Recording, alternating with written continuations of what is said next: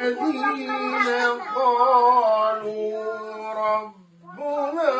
الله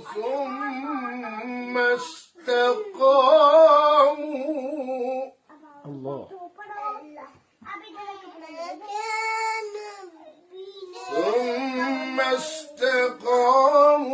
تتنزل عليهم الملائكة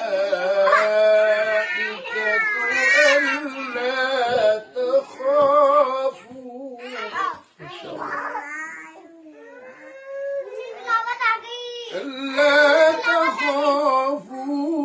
ولا تحزنوا وابشروا